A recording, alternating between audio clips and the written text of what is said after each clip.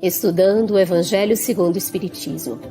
Um estudo sequencial da obra O Evangelho segundo o Espiritismo de Allan Kardec. Essa é a nossa forma de transmitir esperança, conhecimento e alegria.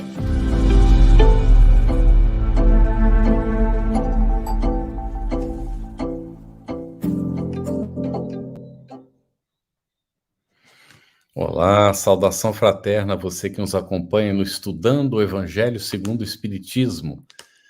A nossa saudação, querida Luziane Bahia, com quem nós dividimos aqui a responsabilidade, estamos aprendendo sempre juntos, e hoje nós temos a interpretação para Libras com a Eliane Carvalho, do Grupo de Estudo Surdos Espíritas, e os nossos convidados são Luciano Alencar da Cunha, que é colaborador na assessoria jurídica da FEB, e Cris Mascarenhas, palestrante, apresentadora espírita, coordenadora do NEP Brasil e do projeto Escutatória.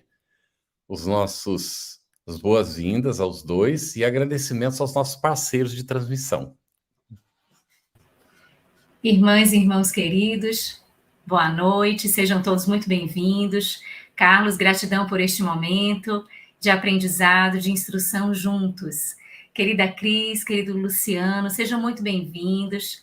Cumprimentamos Eliane e a todos os que estão aqui conosco, já chegando, já deixando aí o registro de onde que estão se comunicando, de que parte do nosso país e fora do nosso país está aqui se comunicando com a gente. Hoje nós vamos iniciar, no estudo do nosso Evangelho segundo o Espiritismo, o capítulo 7, que é a primeira das bem-aventuranças. Bem-aventurados os pobres de espírito. E os itens, o que se deve entender por pobres de espírito, aquele que se eleva será rebaixado. Então vamos começar contigo, Luciano. Aí no item 1 e item 2, tem um trechinho que já se destaca, né, no nosso Evangelho, e que Jesus disse: bem-aventurados os pobres de espírito, porque deles é o reino dos céus. O que a gente pode entender disso, de pobres de espírito, Luciano? Irmãs, seu microfone. Irmãos. Tá bem. Muito boa noite a todos. Uma alegria nós estarmos juntos aqui. Um grande abraço e fraternal abraço, né, para todos vocês. E o texto de hoje, ele nos remete à ideia da humildade. E quando Jesus faz essa referência à pobreza de espírito, essa afirmativa de Jesus foi muito mal compreendida, porque se imaginava, desde aquela época, que seria algo relacionado à pobreza material, à pobreza de inteligência. Mas quando nós vamos aprofundar e compreender os ensinamentos de Jesus à luz do Espiritismo, nós vamos encontrar, no capítulo que nós estamos estudando hoje, a referência muito nítida de que, quando Jesus se refere à pobreza de espírito, ele está falando a respeito da mãe das virtudes, a humildade sem a qual nós não somos capazes de adquirir as outras virtudes e nos tornarmos pessoas melhores. Nós poderíamos até rapidamente visitar a origem etimológica da palavra humildade, para que nós possamos compreendê-la um pouco melhor. A humildade vem lá da ideia de humus. E para nós que somos campesinos aqui, né, estamos aqui no interior de Minas Gerais, a gente sempre convive com a ideia do humus, que é a matéria orgânica, através da qual essa matéria orgânica ela aduba as plantas, e ela é feita a partir de resíduos, de dejetos. Então, olha só que coisa interessante. Quando você pega algo que é descartado, que é um rejeito, que é uma matéria orgânica, e transforma no humus, ele vira um potente adubo na agricultura, nas plantas. Trazendo isso para a dimensão espiritual, como uma metáfora, nós pegamos as nossas imperfeições, os nossos vícios, os nossos defeitos, reconhecemos a existência deles e transformamos isso em virtudes, em valores, em progresso espiritual. Então, olha que interessante, né? Essa palavra não está aí ao acaso. Nós podemos nos aperfeiçoar, nós podemos nos transformar em seres melhores, mas para isso temos que reconhecer as nossas próprias limitações e aquilo que nós precisamos de mudar em nós para sermos pessoas melhores. Domarmos as nossas más inclinações e desenvolvermos todo o potencial divino que há em nós. Para isso, a humildade é o primeiro passo. Por isso que Jesus disse: felizes os humildes, bem-aventurados os humildes. Muito bom, Luciano. Cris, satisfação imensa em tê-la aqui conosco novamente, viu? Obrigada, Carlos. Boa noite. Boa noite a todos os que estão aqui conosco no chat, vocês que estão na tela, nessa equipe, gratidão. Cris, aqui no item 2, nós temos o seguinte trecho: os homens de saber e de espírito no entender do mundo formam geralmente tão alto conceito de si próprios e da sua superioridade que consideram as coisas divinas como indignas de lhes merecer a atenção.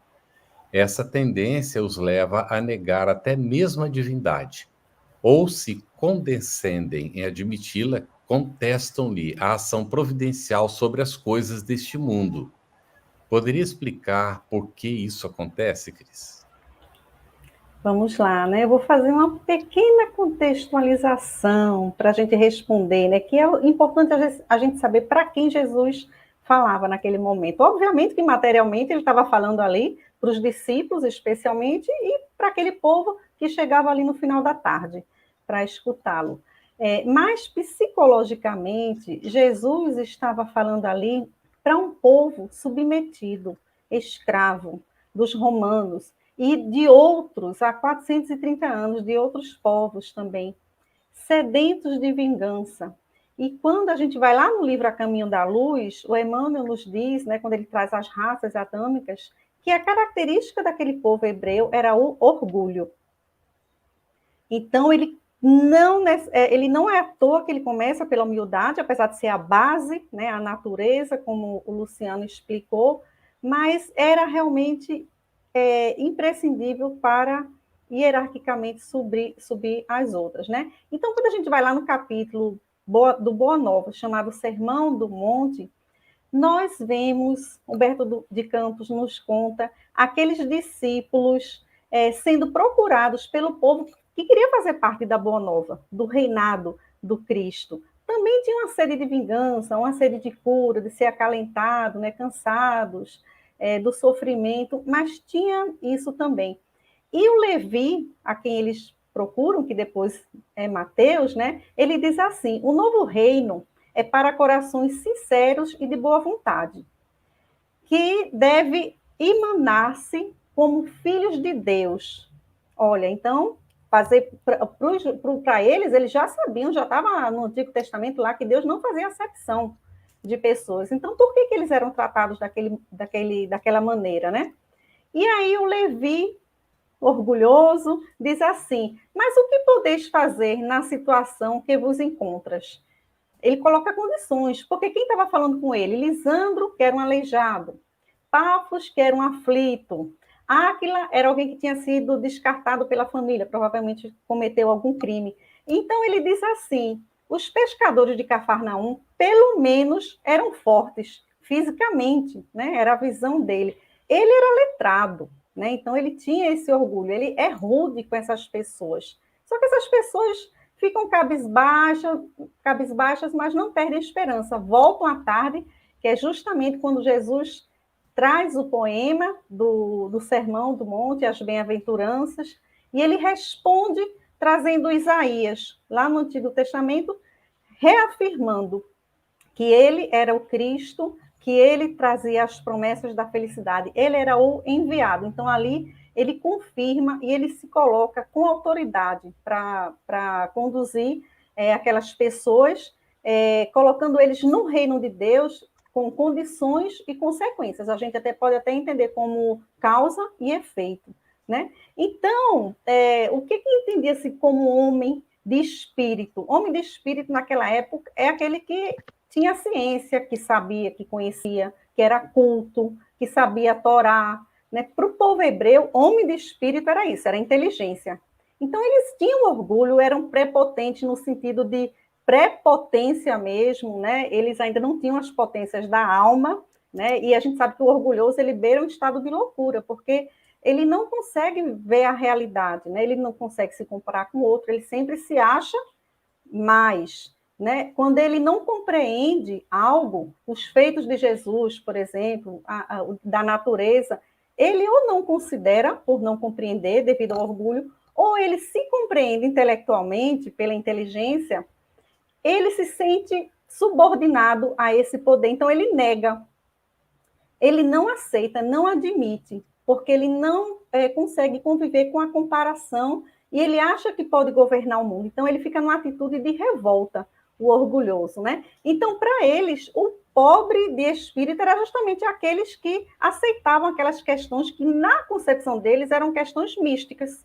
Ah, os pobres de espírito não têm inteligência, então eles acreditam nessas coisas. Então eles riam quando Jesus trazia as bem-aventuranças, né? E Jesus, que é reconhecido como rabi, mesmo sem ter a formação, né? Trazendo suas parábolas.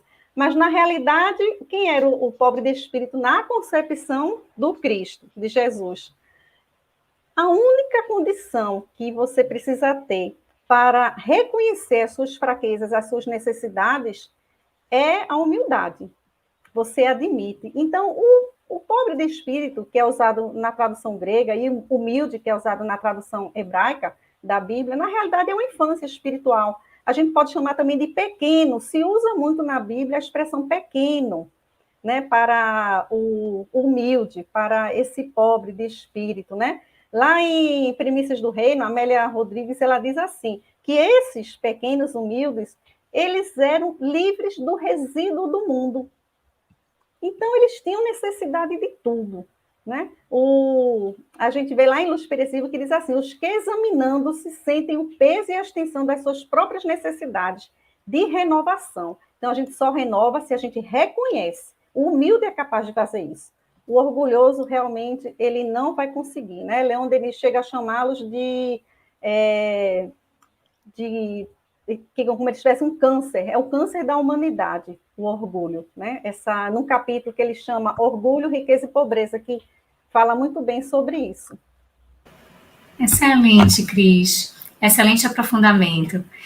Luciano, a gente tem uma pergunta aqui do item 2, mas a gente já aproveita também para fazer a conjugação com a pergunta da Ângela Jucá, está no mesmo sentido. A pergunta que a gente tem para te fazer é o que o codificador considera como imprescindível para que se entre no reino dos céus? Quais esses requisitos? E a Ângela, às 21h38, ela coloca assim, nós, como espíritos ainda imperfeitos, como devemos agir para conquistarmos o reino dos céus? Então, está aí no mesmo sentido de percepção do que a gente vem trazendo também. Por favor, Luciano. Perfeitamente. O professor Kardec aponta para nós duas condições, dois requisitos para que nós possamos atingir o reino de Deus, que na verdade está em nós, né, segundo a fala do próprio Cristo em Lucas. E se vamos verificar isso, ele coloca um, que é a simplicidade do coração, e dois, a humildade do espírito. Como que nós poderíamos entender isso?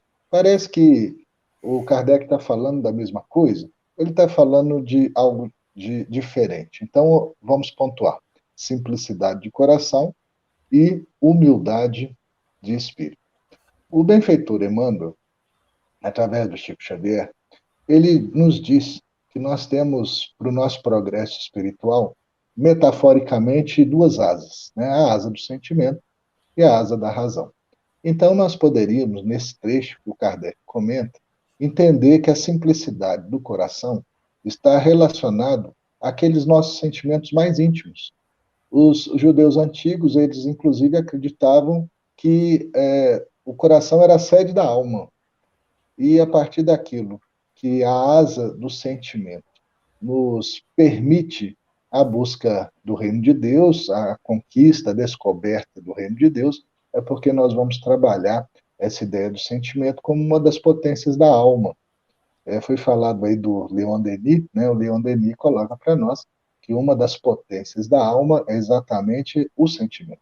E a nossa geração ainda não foi muito bem educada no que diz respeito a lidar com os nossos próprios sentimentos. Nós temos ainda dificuldade até de identificar esses sentimentos.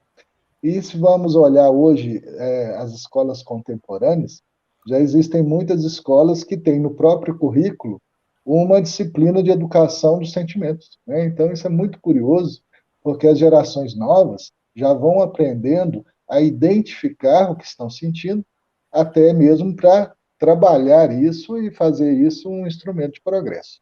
Então, a asa do sentimento, simplicidade do coração, e Jesus, então, pega o símbolo de uma criança para demonstrar isso, né? Aqueles que não tiverem o coração puro, semelhante a essa criança, não atingirá, não alcançará o reino dos céus. E a outra asa? A outra asa, o benfeitor Emmanuel diz, que é a asa da razão, é a asa da inteligência. Mas essa inteligência também tem que ser humilde. Aí, portanto, a humildade de espírito. Por quê? Porque aqueles que são doutos, segundo a ciência, o conhecimento da Terra, e que muitas vezes não são capazes de admitir aquilo que não são capazes de compreender, esses têm as suas sentenças como inapeláveis, né? Os donos da verdade, os donos da última palavra, e, portanto, até negam a existência de Deus, porque não são capazes de compreender a Deus. Então, quando nós vamos olhar a humildade de espírito, é porque a nossa razão, por mais avançada que seja, ainda encontra limitações na nossa própria imperfeição humana. Então, sintetizando, né, segundo Kardec, quais são os requisitos para nós atingirmos o reino de Deus? Simplicidade do coração, humildade de espírito. Trabalharmos as duas asas do sentimento e da razão para que possamos, então, alcançar o reino de Deus em nós. Muito bom, Luciano. Olha, eu queria destacar as 21h41, se puder colocar aí, da Cris Morita. Ela diz assim: boa noite a todos da FEB TV e do chat. Assistindo do Japão. No Japão deve ser lá agora 9h48 da manhã. Assistindo do Japão. Assisto sempre depois, porque nesse horário estou no trabalho, mas hoje estou de folga e estou pela primeira vez ao vivo aqui com vocês. E agradece pelo estudo. Nós é que agradecemos muito, viu, Cris? De você estar conosco. É xará da nossa Cris Mascarenhas, e você está conosco, assim como todos que estão acompanhando de vários lugares do nosso país e de fora do nosso país, aqui o nosso estudo, todos muito bem-vindos. Mas, Cris, nós temos uma pergunta que foi feita às 21h34 pela Jeane Lima, ainda relacionada com o item 2. A outra já seria do item 3, então vamos apresentar, né, Lu, agora? A Jeane diz assim: mais vale, portanto, para a felicidade futura que o homem seja pobre em espírito no sentido mundano e rico em qualidades morais, que é o que está no texto finalizando o item 2, não é? E ela diz assim: poderiam explicar esse sentido mundano? Ah, ótimo, perfeito. A gente sabe que quando Jesus diz, aquele que se fizer semelhante a uma criança, este penetrará no reino de Deus, né? É a criança que a gente já relacionou aqui ao pequeno, à simplicidade, ele tem a sinceridade. E aí, por que ele usa esse símbolo da criança? Aí a gente lembra que as crianças e as mulheres naquela época, eles eram um fardo para a sociedade, era um peso, não valiam nada. Um pouco a mulher quando casada, porque fazia as atividades domésticas, ou no templo, os serviços gerais. Então, Jesus põe o holofote para essas pessoas que estão nessa situação, os excluídos, digamos assim, naquela época, trazendo a criança. A gente sabe que a criança também, quando ela está até os 7 anos de idade, nós temos ciclos de 7, né, na vida, mesmo um espírito velho, que já reencarnou várias vezes, naquele período de 7 anos, a gente sabe que ela está muito dócil, né, muito receptiva a novas ideias, a encarnação está ainda se concretizando, ainda não fechou totalmente, né? Então, essa pureza, essa esperança, essa simplicidade que a criança tem, a sinceridade, são virtudes muito agradáveis a Deus. Então, a gente imagina o seguinte, não é que ele está excluindo o inteligente, até porque tem as duas asas aí, da sabedoria e do sentimento, como o Luciano falou. Não é uma exclusão, mas aí ele vai preferir esses, porque esses, como são mais dóceis, eles vão aceitar, reconhecer as suas faltas, as suas falhas, e assim procurar a Deus para se fortalecer e conseguir mudar o seu comportamento, porque na realidade é isso. Então, por que é tão agradável a Deus esse que tem a boa vontade, em vez da inteligência? A gente imagina como não é para Deus o filho, aquela criança, quando a gente vai para a criança ela se joga nos braços do pai, dos pais, ela não tem medo de cair, ela não tem medo de se jogar, ela simplesmente confia de uma maneira muito ingênua, muito inocente. Então, essa atitude era para nós termos também em relação a Deus, ao Pai. Sermos simples, né? Não elucubrarmos tanto, mas colocarmos o sentimento, a confiança, a fé e simplesmente se entregar, porque Ele é um Pai. Ele não vai dar, como a gente sabe, o Evangelho nos diz, Ele não vai dar nada de mal para a gente, Ele sabe o que é melhor. Então, as crianças, elas têm essa atitude que a gente deveria imitar. Diz, né, que é quem se assemelha. Então, a essa atitude que a criança tem, especialmente nesses primeiros anos de vida, né? Não é a criança especificamente, mas a quem se assemelha. Tem esses sentimentos mais puros e esperançosos. Muito bom, Cris. Agora já entrando no item 3. Anota Mateus no capítulo 18, que os discípulos se aproximaram de Jesus e lhe perguntaram: quem é o maior no reino dos céus? Qual a resposta concedida por Jesus? E se você poderia explicar essa resposta, por favor. Claro, está justamente nessa resposta, né? Aquele que se fizer semelhante a uma criança, este penetrará no reino de Deus.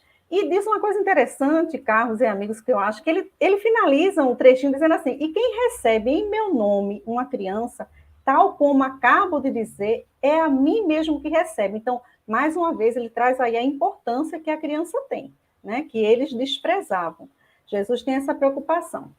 Tem um trechinho lá no Boa Nova que eu acho bem interessante. Aliás, no livro de Amélia Rodrigues, Na Luz do Mundo, psicografia de Divaldo Pereira Franco, que os discípulos vêm conversando e eles querem saber quem é o maior no reino dos céus, né? E cada um acha uma coisa. De imediato eles acharam que era João, porque era o discípulo amado. Judas achava que era ele, porque Jesus tinha confiado ele a bolsa, né, com as doações, a bolsa da comunidade. Tiago Maior, o irmão de João, achava que é porque ele era austero, e ele estava ali naquele núcleozinho dos três que sempre participava dos momentos muito importantes, realmente, como o Tabor, a Transfiguração, né? Então, ele achava isso também. O Tomé achava que era Simão Pedro, porque Simão Pedro era onde Jesus fazia o evangelho, onde sempre pousava, né, na casa dele. E Pedro achava que era Levi. Cada um, eles ficaram elucubrando. É Levi, porque Levi é letrado. Quando instalar o reino de Deus, ele vai saber escrever as novas leis, né? Vai saber redigir. Aí Judas começa a se irritar e Jesus intervém, porque ele sempre deixava, né, a confusão, porque eles competiam. Mas aí Jesus esperava a horinha certa e intervia. E aí ele pergunta: que vinhas discutindo pelo caminho? E ele fala: quereis saber quem dentre vós é o maior no reino de Deus? Eu vos digo. Ele fala. E ele traz ele como referência, o servo dos servos. E aí ele traz algumas orientações muito lindas, aquele que renuncia ao nome, ou seja, renuncia à personalidade temporária, a essa encarnação, a essa existência, mas considera o espírito imortal, né? Aquele que é zeloso, que cuida dos outros, que mesmo quando é magoado por uns ou por outros, é incompreendido, ele continua no processo educativo. Ele fala que é aquele que, quando ajuda, sofre, né? Sofre pelo sacrifício que faz, e às vezes sofre porque não consegue ajudar também. Ele diz que é quando ferem, e quando, mesmo assim, ferem, mas buscam ao mesmo tempo, traem, mas sorriem, né? Ele fala desse contraste. Enfim, é o servo de todos, ele fala dele. E é interessante que no Boa Nova, no capítulo A Família de Zebedeu dizendo lá: olha, vamos conquistar muitos seguidores, né? Ele falando de quantidade, Jesus diz que a causa dele não é da quantidade, é da verdade e do bem. Aí Jesus traz também essa questão para ele, diz: quem será maior perante Deus? a multidão que se congrega para entronizar a tirania, esmagando os pequeninos, olha aí, os pequeninos, os humildes, as crianças, ou um homem sozinho e bem intencionado que com um simples sinal salva uma barca de pescadores. Então, mais uma vez, ele traz como exemplo, né, de quem é o maior. É aquele que se faz menor, que foi como Jesus, né, um rei solar, se coloca servindo a todos em várias passagens, como lava-pés, aliás, em todas, né? Aí a gente volta para o ver de Jesus. É esse pequeno, é esse que vem por último, é esse que tira os holofotes dele, né? Então, é por aí. É interessante que coincide, né, essas falas, e ele mesmo, Jesus, trazendo ele como exemplo. Excelente, Cris. E como essa alusão que você traz mostra o quão as palavras de Jesus tinham esse impacto de estremecer aquilo que estava posto como uma verdade. Então, ele traz as bem-aventuranças, parece que está trazendo aquele olhar invertido do que a sociedade imaginava ser bem-aventurado, e ele já coloca uma outra condição, outros valores e verdadeiros valores. Então, isso chama sempre muita atenção. Ô, Lu, se me permite um comentário aqui para as pessoas, a bem-aventurança, ela já existia no Antigo Testamento, é um gênero literário, né, imperativo. Não tem nenhuma novidade, ela está no Novo Testamento também, mas Jesus traz esse sentido genuíno, né, para as bem-aventuranças, justamente ele direcionando para aqueles que estão em sofrimento. É tanto que a palavra bem-aventurança, o Tomás de Aquino diz, a gente nem sabe o que é bem-aventurança, porque a gente não é feliz ainda, a gente não está no mundo feliz, então a gente nem tem noção. Aí a gente vê que a tradução original no hebraico é ashirei, que é assim, se coloca nesse caminho reto, que você vai ser feliz, né? Avante, marcha, não desiste, continua. É isso que Jesus diz para a gente com as bem-aventuranças. Bem. Lindo, e por isso que é um hino que toca os nossos corações e vai conduzindo Lindo. com essa sonoridade, musicalidade especial. É. A gente está muito sintonizado aqui com a Ângela Jucá, porque a gente vai trazer uma pergunta para o Luciano e a Ângela trouxe algo que está embutido. Olha a pergunta que a gente traz para o Luciano. Aquele que quiser tornar-se o maior, seja o vosso servo. E aquele que quiser ser o primeiro entre vós, seja vosso escravo. Isso está no item 4, o destaque das palavras de Jesus. E aí a gente pergunta, em que contexto Jesus proferiu estas palavras e qual o sentido que a gente pode extrair dessa expressão? Mas aí a Ângela, às 21h54, ela diz assim, por que Jesus recusou o pedido da mãe dos filhos de Zebedeu para que tivessem assento no reino de Deus? Então, Luciano, faz uma junção aí para a gente, para trazer essa resposta, por favor. Perfeito, Ângela, muito obrigado pela sua pergunta, muito pertinente. E nós vamos investigar isso com a ajuda de Mateus. Porque o Mateus, ele retrata os detalhes do contexto em que Jesus fez essa afirmativa. E ele nos diz o seguinte, que a mãe dos filhos de Zebedeu, né, João e Tiago, ela queria conversar com Jesus. Ela, na verdade, queria fazer um pedido. Então, ela se aproxima dele, dá a entender que quer dizer alguma coisa. Jesus percebe e pergunta para ela assim, o que queres?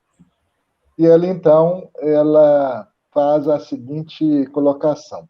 Ela pede a Jesus que ele mandasse que os dois filhos dela tivessem assento no reino de Jesus, um à direita e o outro à esquerda.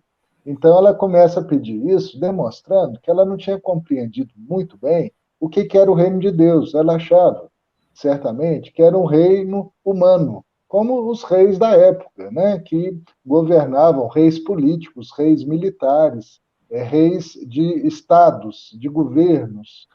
E ela, então, queria uma colocação para os seus filhos ao lado desse rei humano. E Jesus, então, percebendo, né, que a compreensão dessa senhora era diferente, ela não tinha alcançado ainda o que era o reino de Deus, ele, então, continua e diz assim, olha, não sabes o que pedes. Podeis, vós ambos, beber o cálice que eu vou beber? E aí, então, os filhos respondem, podemos. Jesus replica, é certo que bebereis o cálice que eu beber, mas pelo que respeita a vos sentardes à minha direita ou à minha esquerda, não cabe a mim vô-lo conceder. Isso será para aqueles a quem meu Pai o tem preparado. Então, Jesus, na sua grande habilidade, na sua didática, né, na sua pedagogia, ele pega uma compreensão humana e traz para a dimensão divina, para a dimensão espiritual, demonstrando que aquela que bebeu o cálice que ele ia beber era fazer o caminho da verdade, o caminho da vida, o caminho do serviço, o serviço no bem, de nós sermos na terra instrumentos de Deus. Então, essa colocação no reino de Deus não é um favorecimento de um rei, mas sim baseado na meritocracia do serviço no bem. Os Espíritos sempre nos estimulam a amar e a servir. E aí nós vamos observar que esse é o caminho que Jesus, em todos os momentos do Evangelho, nos estimula. Né? Amar a Deus sobre todas as coisas e o próximo como a si mesmo. E como que nós vamos amar o próximo? Exatamente nos colocando a serviço, né, do semelhante. Lembrando que Jesus ainda afirma de que ele, além de servidor, ele é aquele que dá a vida ao próximo, né? Ele dá a vida aos seus amigos, ele dá a vida pela redenção de muitos, né? Jesus, então, mesmo sendo o ente, o ser mais avançado que pisou a terra, se colocou como o maior dos servidores, aquele que serviu mais a ponto de dedicar a sua vida a toda a humanidade, ao que é um legado que ele nos deixa. Então, o contexto, ele passa por aí, né? Por que as mães do filho de Zebedeu queriam que eles tivessem assento no reino? Porque ela achou que era um reino humano, mas como era um reino espiritual, esse assentamento está no assentamento dessas verdades do amor e do serviço como mecanismo de progresso. Não sei se respondi, mas me parece que esse é o contexto do item que nós estamos estudando. É interessante que eu tenho lembrança de ter visto uma sequência, né, que já foi examinada da questão do por que vos assoberbais tanto, né? Porque depois dessa fala da mãe com Jesus, os discípulos entraram em outra disputa, né? Outra briga ali, porque afinal de contas, por que eles acham que eles são melhores do que nós, não é? Por que eles dois? E nós aqui, como é que ficamos? E aí Jesus vai dizer, não é? É a questão de o que estavais discutindo que a Cris chamou a atenção, né? E vai dizer, o reino de Deus está entre vós. Que depois a gente vai lendo, vai discutindo, vai entendendo que também está dentro de nós, não é? É, de fato, um grande desafio para nós. É natural que a gente entenda como a mãe dos filhos de Zebedeu, não é? Que a gente entenda como ela, porque a gente está num mundo material, nós estamos aqui envoltos nas questões que dizem respeito à sobrevivência, nós não entendemos outro tipo de reino, não é? Ainda. É porque para nós é intangível a proposta. Mas, se nós vamos compreendendo que nós somos, de fato, seres espirituais, transitoriamente ocupando posições nesse mundo que é transitório, então nós vamos entendendo que precisamos realmente construir uma outra visão, que para nós é desafiadora. Porque estando mergulhado aqui, a gente tem que fazer um exercício de autossuperação para ter essa outra visão, desse reino que parece intangível, mas que é o mais concreto de todos, que é o reino verdadeiro, né? E onde aquele que quer de fato ser o maior é servo. Já pensou que coisa interessantíssima, não? O que quer ser o maior é servo. É interessante, né, Carlos? Pode falar. Eu fiquei com vontade, sabe? Porque o Mateus ele traz 8 bem-aventuranças e Lucas traz 4, e essa não é só a única diferença. O Lucas, ele traz a bem-aventurança no sentido material. Então, quando ele fala pobre, é o pobre que ele está esmagado, que está sem comer, que não tem emprego. Mateus traz de uma forma mais poética, o que é até estranho, né? Que é o contrário, os dois têm essas características inversas. Mas o Mateus traz essa questão espiritual, e aí eu acho que um exercício bom para a gente, e, né, para vocês, amigos, para a gente interpretar bem o que Jesus trazia, é saber, lembrar que ele sempre falava de coisas espirituais, usando as materiais. Sempre. Então, sempre se ele falasse de um grão de areia, de uma pérola, de uma ovelha, tem a interpretação espiritual. A material é só para ilustrar. E aí a gente consegue, né, compreender melhor, trazer para o dia a dia da gente, para o espírito. Ele falava para o espírito. Isso aí. É o que Kardec coloca, né? Se a gente não entende o que é a vida futura, a gente não entende o Evangelho de Jesus. Está no capítulo 2 que a gente já examinou aqui do Evangelho segundo o Espiritismo, né, Luciano? E porque se a gente não entende a vida futura, então não consegue entender o que ele falava, porque é nesse sentido que a Cris está comentando. Ele está tratando da realidade espiritual, que para nós é a nossa vida futura, que a gente ainda está no campo da matéria, não é? E eu não estou dizendo porque nós estamos encarnados, porque nós ainda estamos presos no campo da matéria, nós não fizemos o processo de autolibertação ainda. Então passamos pelas múltiplas reencarnações, que são as nossas existências, até nos libertarmos. Para que fique claro isso aqui, para a gente poder entender, Bezerra de Menezes, que é para nós, né, é um exemplo.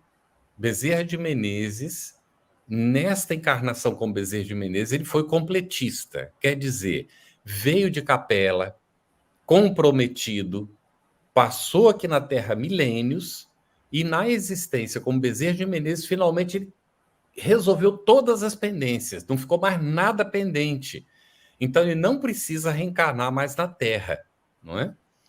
E se ele vem aqui, ele vem em missão, não vem mais para resolver pendências que ficaram para aí né, dos tempos passados. Então é disso que se trata. É como Jesus colocou: eu sou o vencedor do mundo, sede os vencedores da impiedade, né? E Bezerra de Menezes venceu. E todos nós venceremos. Isso é que nós precisamos nos conscientizar. Não há privilégio dentro da lei, não é? Bom, é muito interessante. A Maria das Graças, ela fez um comentário aqui às 21h57. O ser humilde nunca diz que sabe tudo. Ele sempre se sente um aprendiz diante da grandeza divina, como todos os outros, seja ele um doutor ou um roseiro. Um roceiro, né? Deve ser aí no caso, ou roseiro. E então a gente lembra aqui de Carlos Torres Pastorino. Não sei se vocês conhecem a Sabedoria do Evangelho, você que está em casa, você já leu alguma vez, é uma maravilha, simplesmente, Sabedoria do Evangelho. Infelizmente está esgotada a edição, mas a gente encontra, né, às vezes, em sebos, e é uma preciosidade. E Carlos Torres Pastorino, um dia, estava assistindo uma palestra junto com outro companheiro. E era um senhor, já de idade, fazendo a palestra num centro espírita. E, de repente, o Carlos Torres Pastorino disse para o companheiro: olha, eu, com toda a minha intelectualidade, não chego nem aos pés desse senhor que está fazendo a palestra aí. Então, para a gente entender que a gente falar bonito, conhecer, saber muito, é um dos aspectos só, né, que foi examinado como é importante as duas asas do conhecimento. Mas vamos aqui para a Cris, item 5, Cris. Como entender, à luz do Espiritismo, o seguinte texto: porquanto todo aquele que se eleva será rebaixado, e todo aquele que se abaixa será elevado. Aí essa passagem só está em Lucas, lá no capítulo 14 e 7, né? Que é quando Jesus entra numa casa de um fariseu, um dos principais fariseus, num sábado, para fazer uma refeição. E aí ele observa que algumas pessoas pegavam os primeiros lugares, os mais importantes, né? E aí ele traz uma parábola. Ele diz para a gente, ele dá uma orientação: quando fores convidado, né, alguém para um casamento, interessante que aí ele traz para o casamento, porque o casamento era a festa mais importante que tinha naquela época, durava dias, né? Inclusive, então ele se refere muito a casamento nas passagens dele. Então ele diz que não se recline, né? Porque eles comiam encostados. Não se recline no primeiro lugar. Seria um lugar de honra, né? Importante. Para que não aconteça que alguém mais digno do que tu tenha sido convidado, e quem convidou a ti venha dizer, dá o lugar para este. Então irás envergonhado ocupar o último lugar. É humilhação, né? Então, vai para o último lugar para que possa ser convidado pelo anfitrião, ao contrário, para subir. Né? Quando você está no último, você se coloca no último lugar, para onde você foi é melhor do que onde você está. Né? Qualquer um vai ser melhor, você está no último. E o humilde, ele tem isso. O humilde, ele sabe exatamente o lugar dele. Ele sabe que tem gente que está à frente dele, que está acima e está abaixo, né? Falando de uma maneira didática apenas, acima e abaixo. Então, o orgulhoso, ele se tem em alta conta, ele nem percebe. O lugar é dele, o primeiro lugar. Ele não cogita que tem alguém acima dele, né? E aí o Leon Denis, ele diz o seguinte para a gente, que de todos os homens, o orgulhoso é o que menos se conhece. E aí isso é importantíssimo para a gente. Ai, Lulu caiu, já ela volta. Isso é importantíssimo para a gente, porque ele está trazendo o quê, o Leon Denis? Que o humilde é que consegue fazer o autoconhecimento. O orgulhoso, a solução para o orgulhoso seria fazer a reforma íntima, que é através do autoconhecimento. Está lá na questão 919 do Livro dos Espíritos, né? Um sábio da antiguidade, um daqueles 7 lá, talvez Tales de Mileto, falando da necessidade do autoconhecimento. Para mim, eu digo assim, sabe, amigos? Luci, Luz, os dois Lulus, Carlos, não existe espírita sem questão 919, é impossível. Porque a gente vai mudar o quê se não sabe o que precisa mudar, né? Então, essa felicidade futura que a gente espera, que Jesus promete nas bem-aventuranças, depende do conceito que eu tenho de mim hoje, né? E aí ele fala assim, o Denis, né? O homem simples intelectualmente, mas rico em qualidade, ele consegue justamente se apossar da verdade mais facilmente, ele aceita mais, ele é menos reativo, né, do que esse. E aquele até, inclusive, que faz, por exemplo, uma boa ação e que é orgulhoso, ele perde aquele mérito, né? Como se diz, já recebeu o seu reconhecimento na terra. Então, o orgulho, que é uma das chagas da humanidade, é difícil, inclusive, ele perde 2 coisas com isso, por ser orgulhoso. Nós, né? Temos orgulho em proporções diferentes, mas somos orgulhosos. É que ninguém suporta conviver com orgulhoso, a não ser aqueles bajuladores. Porque imagina, ele sempre ser superior a você, né? E ele sempre ter ele como a prioridade, ele se enxerga como a prioridade. Então, é muito difícil a gente conviver com uma pessoa assim. E a segunda questão é justamente porque como é que ele vai aceitar fazer o autoconhecimento se ele acha que já é perfeito? Se ele é melhor do que todo mundo? Então, é realmente, e do orgulho é que deriva a maioria dos vícios. A maioria deriva do orgulho. Então, essa convivência é difícil com uma pessoa que é muito orgulhosa, né? E ela não enxerga a necessidade de fazer reforma íntima. Está tudo bem, né, com ela.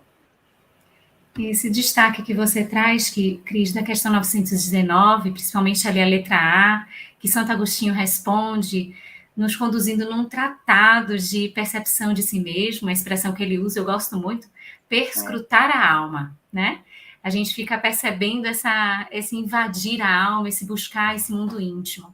E aí nós nos recordamos sempre, com essa abordagem de humildade, dessa percepção dos questionamentos, da narrativa de Emmanuel em Paulo e Estevão, quando ele conduz-nos à percepção dos pensamentos e das reflexões de Saulo, a caminho, né, ali do deserto, da estrada de Damasco, e que ele vai adentrando aquele périplo em questionamento. Ele se permite se questionar.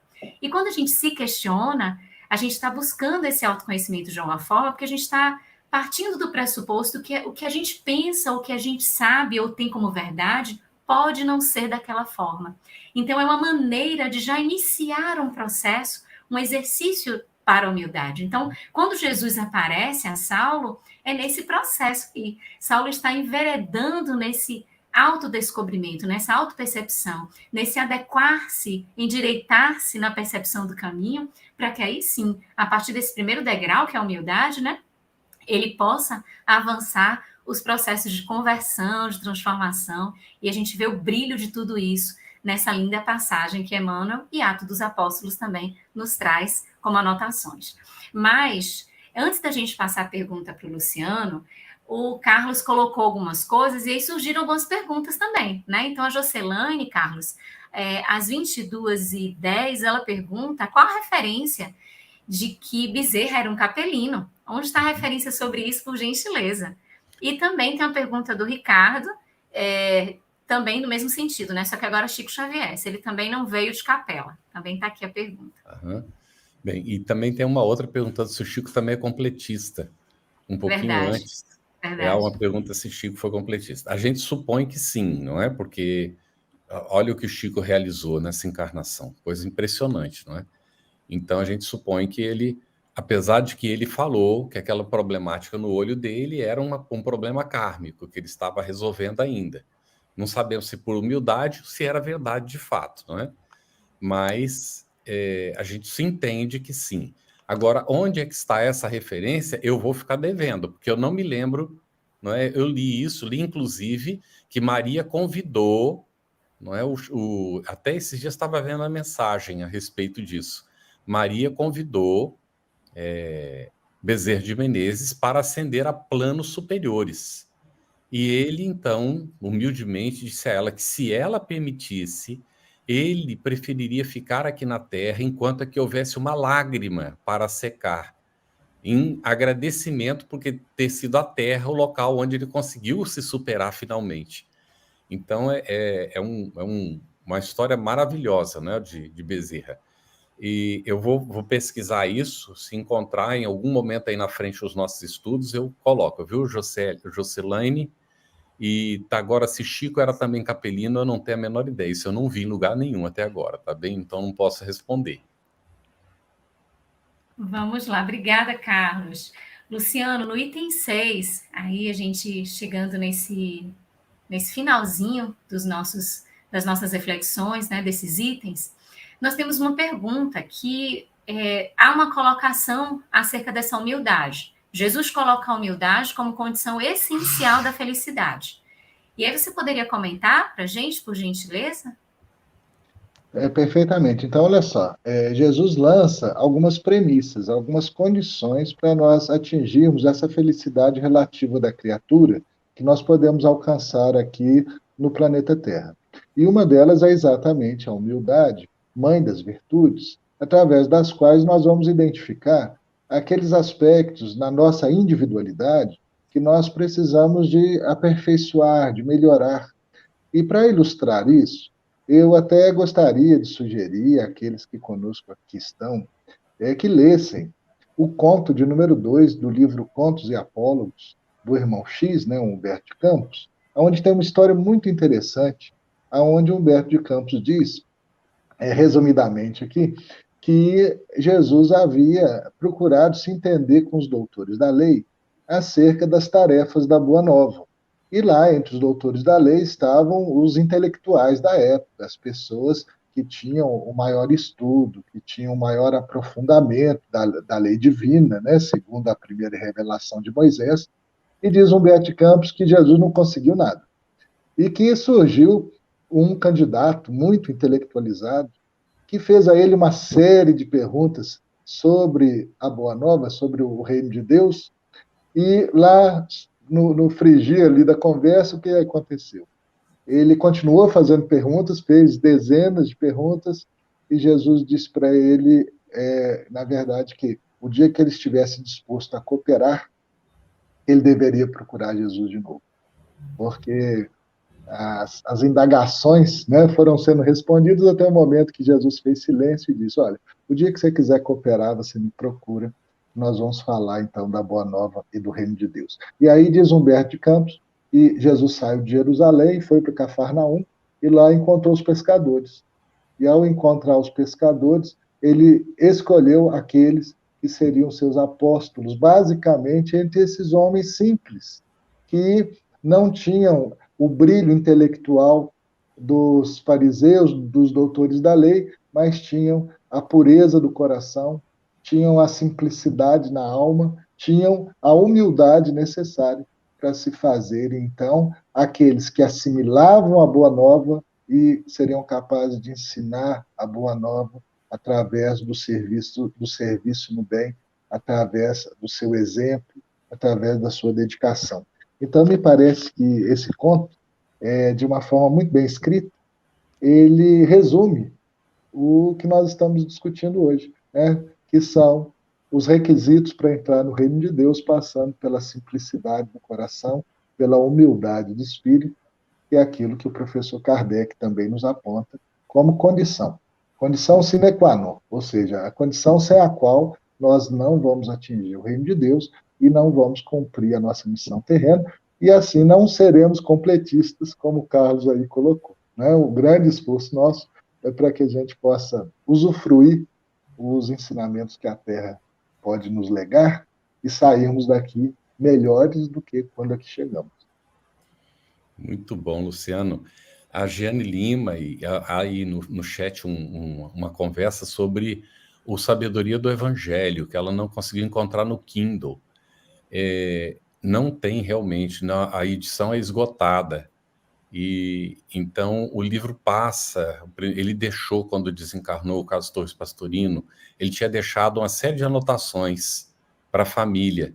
Então o volume 1 e volume 2 parece que estão passando por revisão para uma possível edição pela FEB no futuro.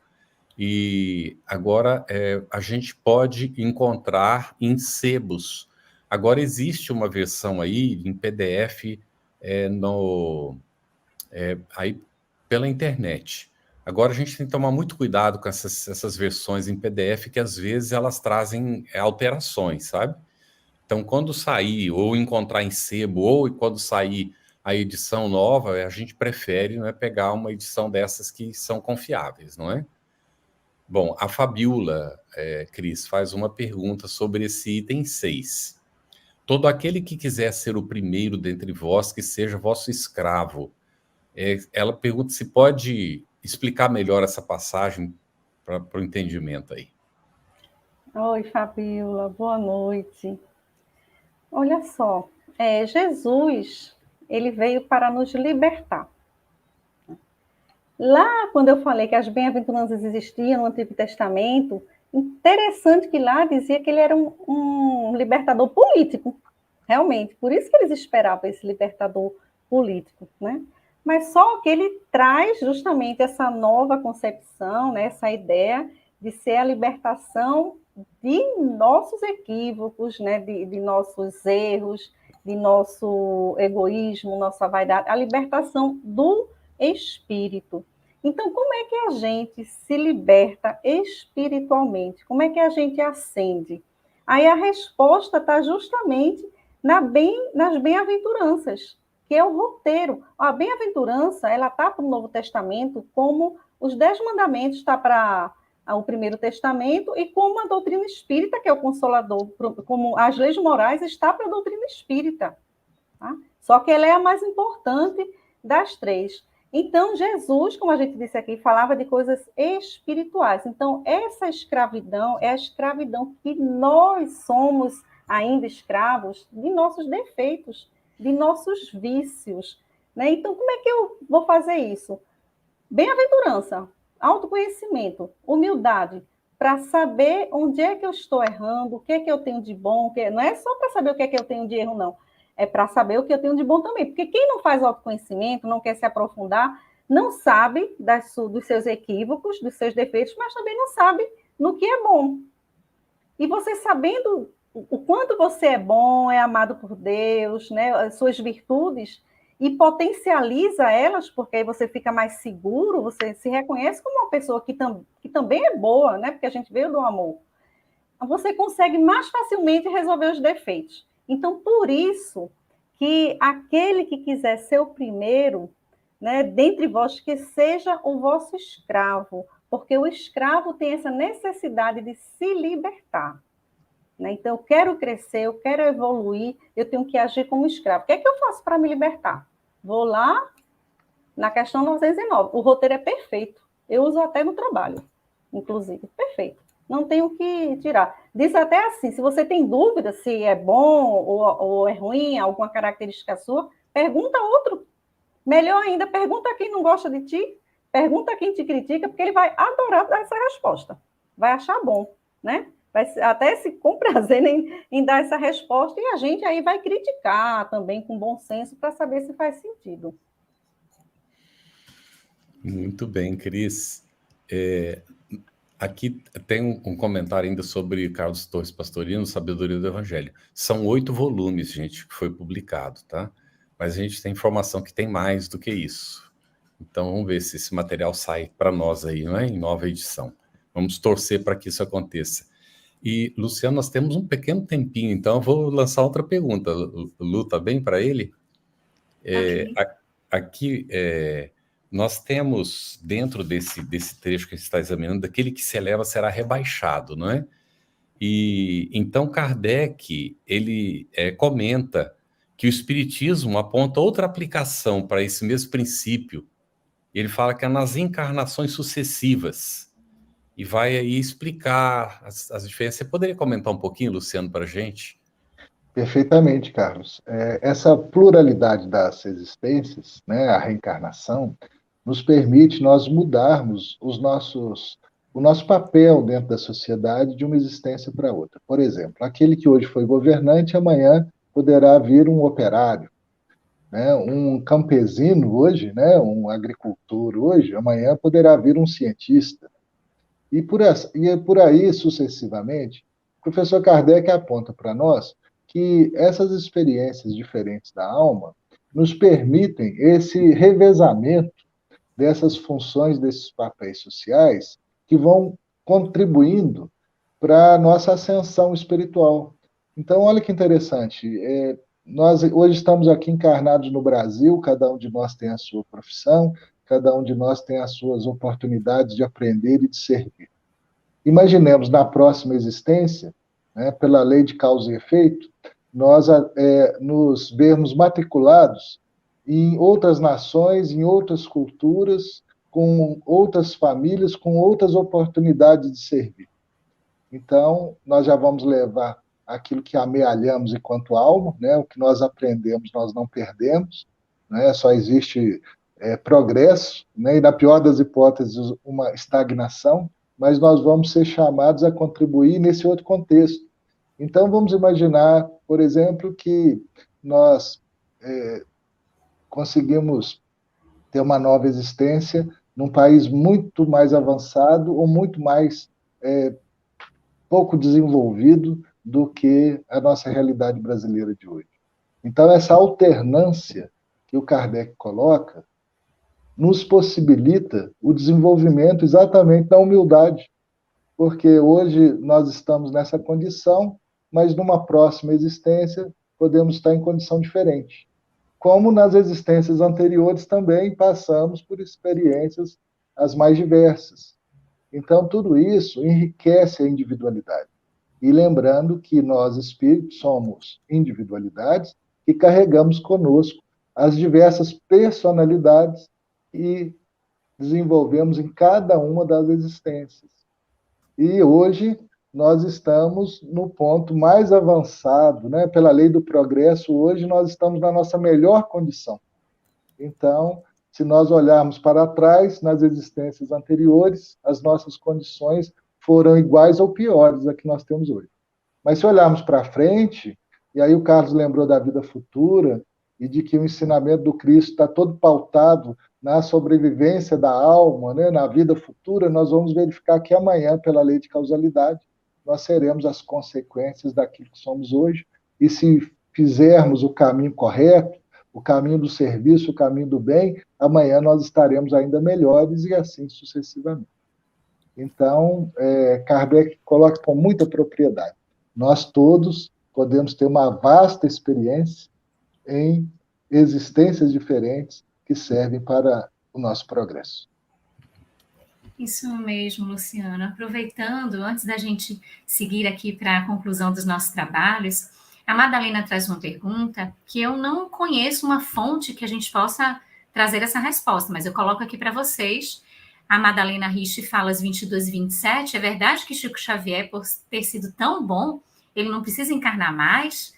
E ela coloca esse questionamento. Vocês poderiam esclarecer, Cris, por favor? Posso. Primeiro, Madalena, tudo bem, reencarnar não é um castigo, né? Parece assim, eu já sou bom, então nem preciso mais reencarnar, que alívio. Não, a gente vê que aqueles espíritos mais evoluídos, eles querem reencarnar para ajudar a marcha da evolução na Terra. E principalmente quando eles têm os afetos deles aqui na Terra encarnados, eles querem voltar para auxiliar, querem vir junto, para poder esses afetos avançarem também, né? Então, realmente, a gente não tem essa informação, né? Mas a questão precisar, né? A gente não necessariamente é compulsória a reencarnação. Às vezes né? Quando a gente está numa imaturidade tão grande, uma infantilidade que não consegue decidir junto com os amigos espirituais que são responsáveis, né? Do departamento da reencarnação, combinar às vezes, como uma criança ou como alguém que tem algum problema de limitação mental, que não pode decidir, precisa de um pai, de uma mãe, é a mesma coisa a gente. Às vezes a gente precisa, o espírito, que alguém decida por a gente, né? E essa decisão sempre é com muita bondade. Então, mas muitas vezes a gente, na maioria das vezes, a gente pede, a gente quer, a gente fica morrendo de vontade e entra na fila várias vezes, viu? Para vir. Quando chega aqui, acha ruim, né? Mas a gente faz isso sim, e lembrar disso especialmente, não é castigo. Nossa, a pessoa quando está junto de um afeto, está numa tarefa, numa missão, servindo ao Cristo, é uma alegria, né? A boa nova é a boa notícia. Jesus diz a Bartolomeu, já viu uma boa notícia não trazer alegria? Né? Então, é uma alegria, a gente passa pelos desafios passar junto com Cristo é diferente, né, Lulu? E a gente vê isso lá, isso que você colocou, Cris, está lá na questão 132 do Livro dos Espíritos, a finalidade da encarnação. A gente vê tanto esse aspecto de expiação, para uns é expiação, para outros missão. E o quanto a gente vai caminhando para o alcance dessa perfeição que é relativa, mas também para a gente descobrir ali qual é o nosso papel nesse contexto da criação. Então, bem valiosa a sua resposta, Cris, muito obrigada. Nós gostaríamos de agradecer imensamente a você, Cris, ao Luciano, pelo didatismo, pela sensibilidade nas respostas que trouxeram para a gente, ao Carlos por esta parceria, a Eliane pela sensibilidade nessa interpretação, a nossa equipe do Estudando o Evangelho segundo o Espiritismo dos Bastidores, a todos vocês que estiveram aqui, que deixaram suas mensagens, trouxeram seus comentários, as suas perguntas. E esse capítulo que a gente adentrou, que é o capítulo 7º, ele é muito importante. Ele vem logo depois do Cristo Consolador para nos trazer uma mensagem de que a verdadeira consolação vai depender da nossa humildade, vai depender desse primeiro degrau feito por nós, para que a gente consiga galgar os próximos patamares. Então, no próximo estudo, no nosso próximo encontro, a gente vai dar continuidade a esse capítulo 7º, com os itens Mistérios Ocultos aos Doutos e aos Prudentes, e as instruções dos Espíritos na primeira parte, porque a instrução é bem grande, do orgulho e a humildade. E a gente vai tratar uma primeira parte para depois dar continuidade.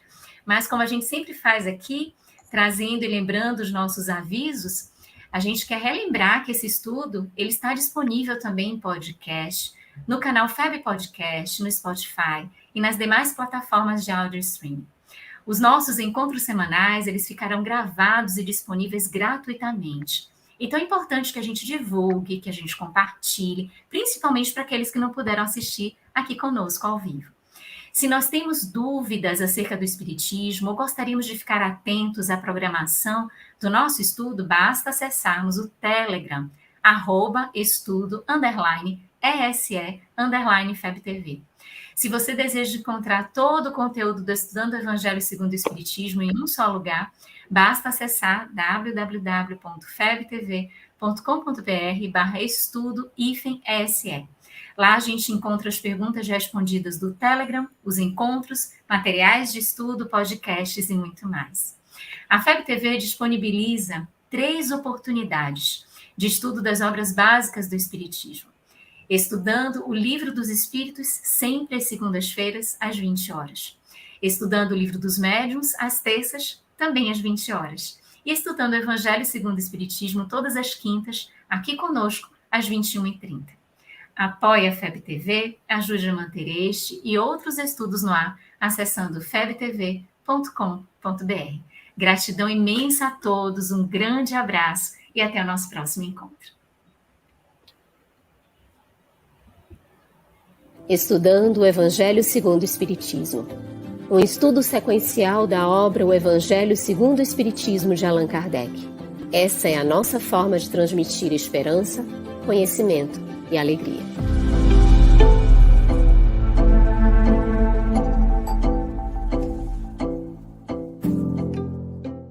Aproveitando a minha expressão de gratidão, dizer que tu continues a participar, colaborando tanto quanto possível, para que esta proposta de amor e de paz continue a celebrar a vida por mais longos anos, porque a necessidade do mundo é impiedosa, crescente.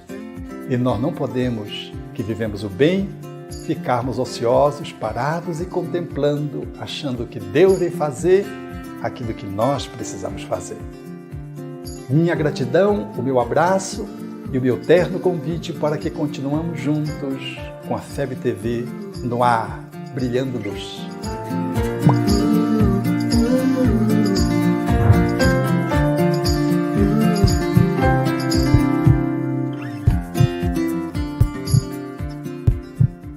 Iniciamos hoje a campanha Conheça a Federação Espírita Brasileira, que busca mostrar quem ela é. O trabalho realizado por meio desta instituição centenária, trazendo você para dentro da nossa casa. Como surgiu a Federação Espírita Brasileira? De Augusto Elias, o seu fundador, aos dias de hoje, o que ocorreu? Quem foram e quem são os vultos que fizeram e fazem parte dessa história? Qual a relação de nomes como Chico Xavier, Bezerra de Menezes, Ivone Pereira com esta instituição? Qual a sua missão? Como ela atua na formação do homem de bem? Apresentaremos a Federação Espírita Brasileira em formato dinâmico com vídeos, depoimentos, postagens históricas, áudios. Conheça e faça parte desta família.